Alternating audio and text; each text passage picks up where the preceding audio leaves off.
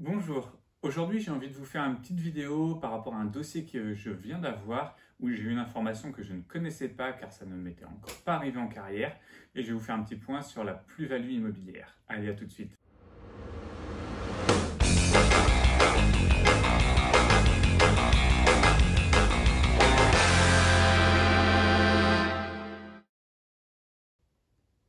Bonjour, bienvenue dans le Café de l'Immobilier. Je suis Sébastien Ruchard, rennais, optimiste et conseiller immobilier sur Rennes et sa région depuis 2006.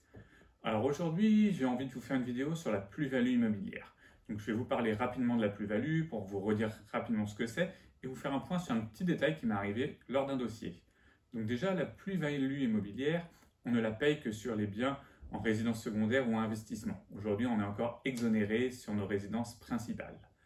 Donc, comment est calculée la plus-value immobilière? C'est assez simple, vous prenez le prix d'achat de votre bien et vous prenez le prix de vente. Il suffit de soustraire le prix d'achat au prix de vente. Sachez que votre prix d'achat peut être majoré, vous pouvez rajouter les frais d'agence que vous avez payés, les frais de notaire, et si jamais vous détenez le bien depuis plus de 5 ans, vous pouvez rajouter 15% à sa valeur à titre de travaux, même si vous n'en avez pas fait. Et bien sûr, si vous en avez fait, vous pouvez les rajouter et calculer qu'est-ce qui est le plus intéressant, les 15% ou les travaux.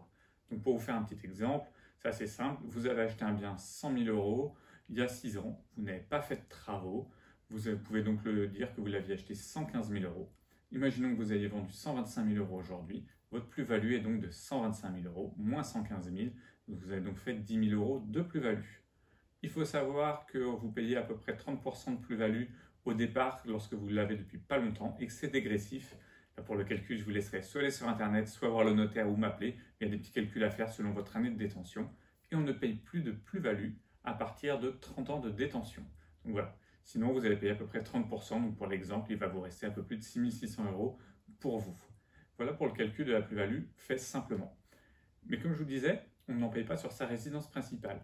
Et lors d'un dossier, là j'avais une dame qui vendait sa résidence principale et on a décidé de vendre d'abord le garage puis l'appartement ensuite parce que c'était plus simple pour nous pour le dossier, c'est un cas un peu particulier. Et bien sachez que dès qu'on dissocie ce lot, le garage est considéré comme une résidence secondaire, un bien autre. Et du coup, il y avait une plus-value sur le garage à payer. Donc c'est là où il faut avoir bien fait la distinction au départ de dire combien valait le garage au moment de l'achat et combien il vaut après, puisque ça vous permet de pouvoir moduler, peut-être moins payer de plus-value.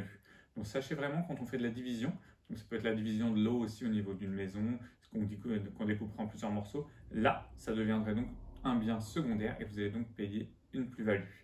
Voilà, j'espère que cette petite anecdote a pu vous servir. N'hésitez pas à mettre un maximum de commentaires en me parlant de vos expériences sur la plus-value et surtout partagez et likez cette vidéo, c'est un grand service. Je vous remercie et à très bientôt.